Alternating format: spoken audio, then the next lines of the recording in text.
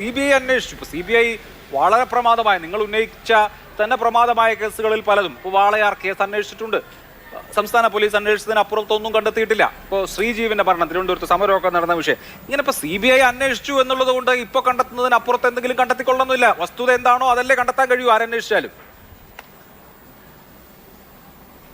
ശ്രീ അഭിലാഷേ, ഇപ്പോൾ CBI വന്ന് എല്ലാ കേസും അന്വേഷിക്കുമെന്നും CBIയുടെ വിശ്വാസ്യത എത്രത്തോളം ഉണ്ട് ഇതൊക്കെ നമുക്കെല്ലാവർക്കും അറിയാം. ഇപ്പോൾ BJPയുടെ പ്രതിനിധി പറഞ്ഞതുപോലെ CBI ആർക്ക് വേണ്ടിയാണ് പ്രവർത്തിക്കുന്നതെന്നും എതിരാളികളെ ആയി ബന്ധപ്പെട്ട പല വിഷയത്തിനകത്ത് എടുത്ത നിലപാടുകളും അറിയാം. കേരളത്തിലെ മുഖ്യമന്ത്രിക്കും കുടുംബത്തിനും കൊടുത്ത ഒരു ഇമ്മ്യൂണിറ്റി CBIയും ഇൻകം ടാക്സും അതോടൊപ്പം തന്നെ നമ്മുടെ മുമ്പിലുണ്ട്. അതിലേക്ക് കടക്കുന്നില്ല. അപ്പോൾ അവരുടെ വിശ്വാസ്യത അവിടെ ഉണ്ട്. പക്ഷേ ഒരു കാര്യം ഇപ്പോൾ ഇവിടെ ഇദ്ദേഹം പറഞ്ഞു, ദിവ്യക്ക് അച്ഛനുണ്ട്, ദിവ്യക്ക് അമ്മയുണ്ട്, ദിവ്യക്ക് കുടുംബമുണ്ട്. ഞാൻ പറയുന്നു കൂടത്തായി ജോളിക്കും അമ്മയും അച്ഛനും കുടുംബമൊക്കെ ഉണ്ട്. അവരും പ്രതിയാണ്. അവർക്കും ഈ പ്രശ്നമുണ്ട്. ഒരു മനുഷ്യനെ വെറുത്ത വാക്കുകൊണ്ട് ഇന്ന് വരെ കൈക്കൂലി വാങ്ങാത്ത ഒരു മനുഷ്യനെ വെറുത്ത വാക്ക് ഉപയോഗിച്ച് അവരെ ആയുധമില്ലാണ്ട് കൊന്നവരാണ്. ആ കൊന്ന കൊലയാളിയായ അതിന് നേതൃത്വം കൊടുത്ത ആളുകൾക്ക് അവർക്ക് പരിരക്ഷയുണ്ട് എന്നൊക്കെ പറയുമ്പോൾ ഇവർ നേരത്തെ പറഞ്ഞു ആര് കൂടിയാ നവീൻ ബാബു അഴിമതിക്കാരനല്ല, നവീൻ ബാബു നല്ല ആളാന്ന് ഇദ്ദേഹം പറയാം. അപ്പോൾ ദിവ്യയുടെ മനുഷ്യാവകാശത്തെ കുറിച്ച് പറയാം. അപ്പൊ ഇതെന്നെ കേൾക്കുന്ന ആളുകൾ, നിങ്ങളൊക്കെ കേൾക്കുന്ന ആളുകൾ അരിയാഹാരം കഴിക്കുന്നവരാ, വിഡ്ഢികളൊന്നുമല്ല. ഇങ്ങനെയൊന്നും ന്യായീകരിക്കുന്നത് ഏത് ആൾക്കാണ് ഇങ്ങനെ ന്യായീകരിക്കാൻ പറ്റുക? എന്നിട്ട് ഇദ്ദേഹം പറയാണ് CBI അന്വേഷിക്കാൻ ഞങ്ങൾ തടസ്സപ്പെടുത്തില്ല.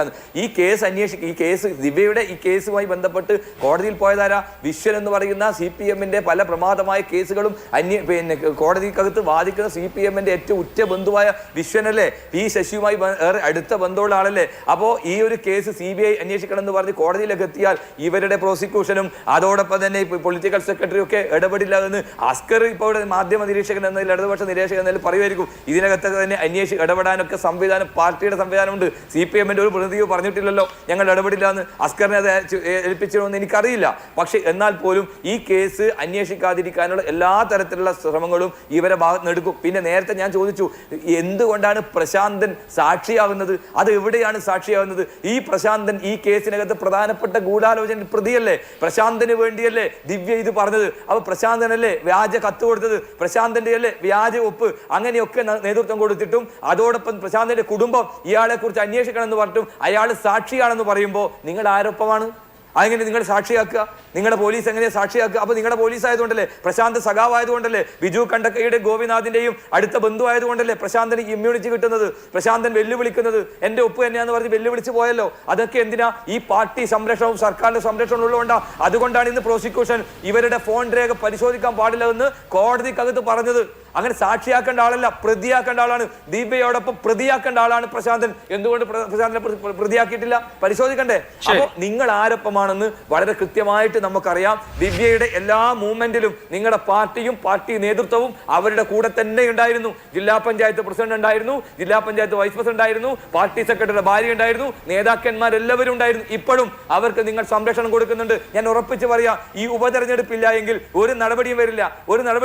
ഇനി നിങ്ങൾ നോക്കൂ, ദിവ്യക്കെതിരായിട്ടുള്ള നടപടി എത്ര കാലം നിൽക്കുമെന്ന് നമുക്ക് നോക്കാം. ഈ നാട്ടിൽ 51 വെട്ടുവെട്ടി കൊന്ന കുഞ്ഞനന്തനെ ശിക്ഷിച്ചിട്ട് ആ ശിക്ഷ കോടതി അംഗീകരിക്കുന്നില്ല.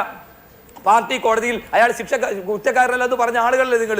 അതുകൊണ്ട് ഇതിനപ്പുറവും നിങ്ങൾ ചെയ്യും, ഒരു സംശയമില്ലാത്ത കാര്യമാണ്. അതുകൊണ്ട് ദിവ്യയെ നിങ്ങൾ സംരക്ഷിക്കുക തന്നെ ചെയ്യും. നാളെയും മറ്റന്നാളും MV ജയരാജൻ പറഞ്ഞതുപോലെ ധ്വനി ഉണ്ടാക്കുന്നതെന്ന് മാത്രമല്ല, കണ്ണൂർ കളക്ടറേറ്റിൽ നവീൻ ബാബു അഴിമതിക്കാരനാക്കുന്നതിന് വേണ്ടിയുള്ള ഗൂഢാലോചന ഇപ്പോഴും നടക്കുകയാണ്. NGO യൂണിയൻ നേതൃത്വത്തിൽ. ഞങ്ങൾ വെറുതെ പറയുന്ന കാര്യമല്ല, ഇപ്പോഴും ഇദ്ദേഹം പണം വാങ്ങിയിട്ടുണ്ടെന്ന് തെളിയിക്കുന്നതിന് വേണ്ടിയുള്ള പല കള്ളക്കഥകളും അവർ മെനയുന്നുണ്ട് എന്നുള്ളത് കൂടി അഭിലാഷ് മനസ്സിലാക്കണം. നോക്കാം നമുക്ക് എന്തൊക്കെയാ വരുന്നത്. ശരി, അടുത്ത രാസ്കർ മറുപടി. അല്ല അഭിലാഷ്, ഇതില് ദിവ്യ പാർട്ടിയുടെ ജില്ലാ കമ്മിറ്റി അംഗവും മുൻ ജില്ലാ പഞ്ചായത്ത് അംഗമായിരുന്നു. ജില്ലാ പഞ്ചായത്ത് പ്രസിഡന്റ് ആയിരുന്ന ജില്ലാ പഞ്ചായത്ത് പ്രസിഡന്റുമായിരുന്നു. ജില്ലാ പഞ്ചായത്ത് പ്രസിഡന്റ് ആയിരുന്ന സമയത്താണ് ഈ കേസിൽ പ്രതിയാക്കപ്പെടുകയും അവർ ജയിലിലേക്ക് പോവുകയും ചെയ്തിട്ടുള്ളത്. ഇവിടെ പ്രശാന്തനെ ഏതെങ്കിലും തരത്തിൽ സംരക്ഷിക്കുന്നു എന്ന് വ്യാമോഹമൊന്നും ഇക്കാര്യത്തിൽ വേണ്ട.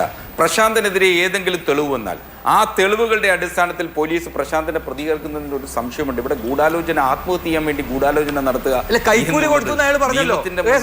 യുക്തിബോധത്തിന്റെ അടിസ്ഥാനത്തിൽ ചിന്തിക്കാൻ പോലും കഴിയുന്ന കാര്യമല്ല. കൈക്കൂലി കൊടുക്കുന്നത് കുറ്റകരമല്ലേ? അല്ല, അതിന് ആന്റി കറപ്ഷൻ ബ്യൂറോ അല്ലല്ല കുറ്റകരമാണ്. കൈക്കൂലി കൊടുക്കുന്ന, ഞാൻ ചോദിക്കട്ടെ, കുറ്റകരം തന്നെയാണ്. കുറ്റകരം തന്നെയാണ്, ഒരു സംശയം വേണ്ട. Vigilance and anti corruption bureau ഇക്കാര്യത്തിൽ അന്വേഷണം നടത്തുന്നുണ്ട്. ആ അന്വേഷണത്തിന്റെ നിജസ്ഥിതി ബോധ്യപ്പെട്ട് കഴിഞ്ഞാൽ ഈ വിഷയം വന്നിട്ട് അതിൽ ലളിതകുമാരി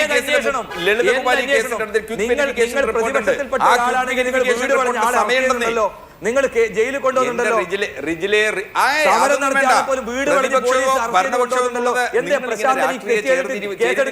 അന്വേഷണത്തിൽ രാഷ്ട്രീയം തന്നെയാണ്, രാഷ്ട്രീയം തന്നെയാണ്. അയാൾ നേതാക്കന്മാരുടെ കേസെടുക്കാത്തത്. ക്വിക്ക് വെരിഫിക്കേഷൻ റിപ്പോർട്ട് കിട്ടിയാൽ പോലീസ് അക്കാര്യത്തിൽ വിജിലൻസ് അക്കാര്യത്തിൽ അന്വേഷണം നടത്തുന്നുണ്ട്. എത്ര മാസമായി ഇദ്ദേഹത്തിന് ആത്മഹത്യ ചെയ്ത് മാസം കഴിഞ്ഞിരിക്കുന്നു. നിയമത്തിന്റെ മുമ്പിൽ വരുന്നില്ല. എപ്പെടുക്കും, ആരെടുക്കാൻ, ഏത് പോലീസ് എടുക്കാൻ? പി ശശിയുടെ പോലീസാണോ? പി ശശിയുടെ പോലീസാണോ കേസെടുക്കേണ്ടത്? താങ്കൾ ഇങ്ങനെ പറയാന്നല്ലാതെ ഒരു കേസ് എടുക്കാൻ പോകുന്നില്ല, ഒരു കേസ് എടുക്കാൻ പോകുന്നില്ല, ഒരു കേസ് എടുക്കാൻ പോകുന്നില്ല. ശരി ശരി ശരി, അത് നിങ്ങളുടെ ആഗ്രഹം.